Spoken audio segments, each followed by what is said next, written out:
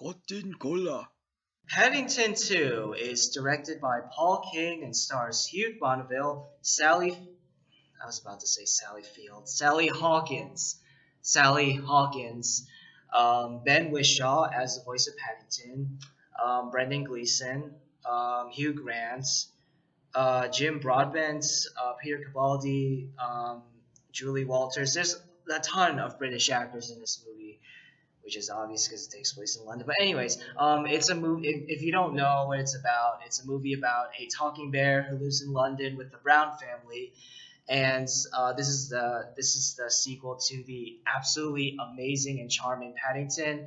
I love the first movie. It's a flawless movie in my opinion. I have no problems with the first movie at all.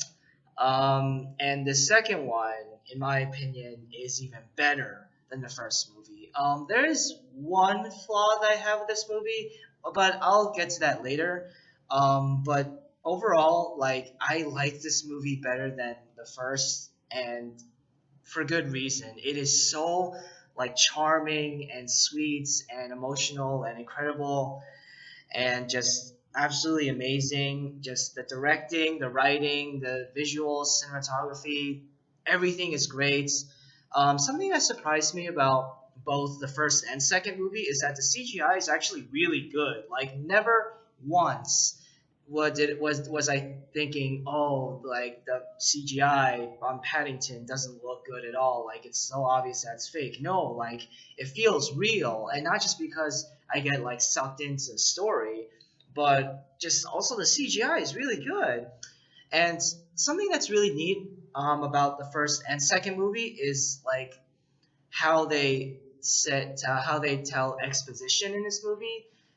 They so how they tell exposition in this movie is that obviously Paddington will well, not obviously, but so Paddington will be writing a letter to his Aunt Lucy, and they won't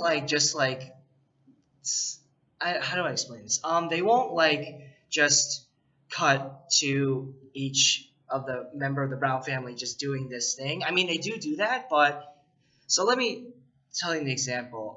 Share an example from this movie. So in the beginning of this movie, Paddington is writing a letter to his Aunt Lucy about how life in London has been, and instead of just showing each of the Brown family do their thing, do something different. The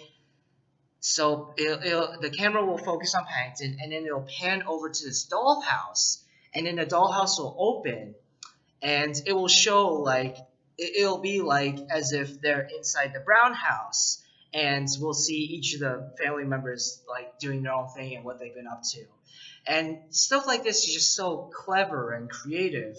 It's things like these that you don't have to do, but they put the extra effort in anyway, which I really admire about director Paul King is that he really cares. Not just him, but every cast and crew member really cares about making this movie. And something else that's really nice about this movie are the lessons and morals, and also Paddington's how personality and how he views the world. Paddington tries to be nice all the time, and rarely does he get angry. And this isn't really him being naive. It's just so positive, and less. And both the first and second movie have great lessons for kids, and I really appreciate how great these movies are for kids actually. And really quickly, if you haven't already, the first Paddington movie is on Netflix. I highly recommend you watch it. But going back to my critique on the movie real quick, I want to talk about one actor who I don't really like, but who I love in this movie, Hugh Grant.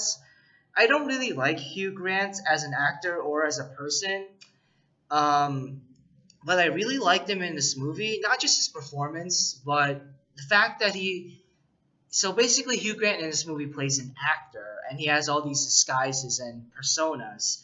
And it's kind of clever because Hugh Grant in case you don't know, tends to like in the past he's like played the same character in pretty much the same movie over and over again. He's always the dorky sweetheart in the romantic movie, comedy or drama or whatever. And he himself has been very aware. He has been aware of that and very vocal about that.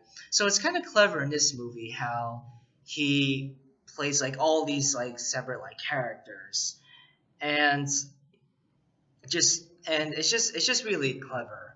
Um, and also something else about this movie that I really liked.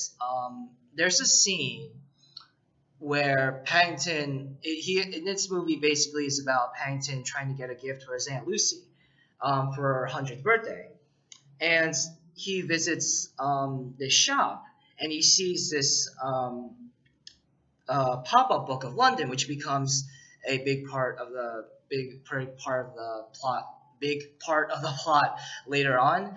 And he, looking at this pop-up book, he imagines it's Aunt Lucy coming to London, which is something that she's mentioned that she's always wanted to do.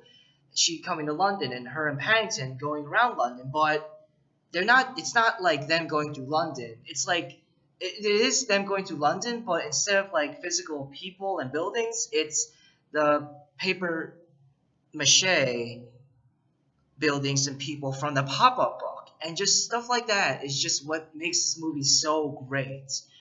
So like I said in the beginning of this movie, I do have one flaw. I don't want to like really spoil it, but I do want to mention. I will mention it for those of you who are curious as to what this flaw is. But I'm gonna mention it after I give the rating for this film because it is a spoiler. It is a big like spoiler. So what I'm gonna do is I'm gonna say the rating of this film. Wait a few seconds, and then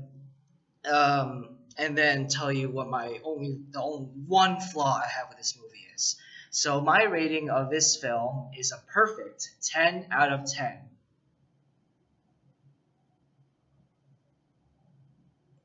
You gone?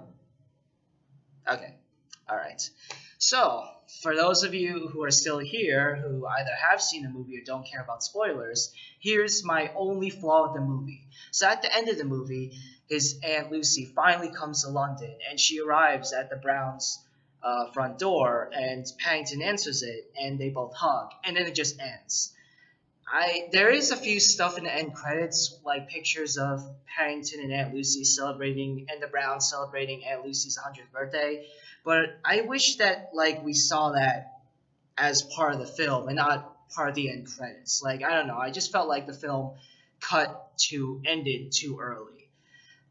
This doesn't like ruin my enjoyment of the movie. I just wish that the film went on for like a couple more minutes or whatever. But besides that, like I love this movie, and I highly recommend that you watch the first one on Netflix and the second one in theaters. So yeah, if you've seen it, what are your thoughts? Let me know in the comments below down there. And yeah, thanks again for watching. I have a whole all these bunch of videos. Like I said in my review of Greatest Showman, I have all these bunch of videos, including a review for The Post, which was the third movie I saw last Saturday. Coming up. So yeah, thanks again, and I'll see you guys soon, hopefully. Bye.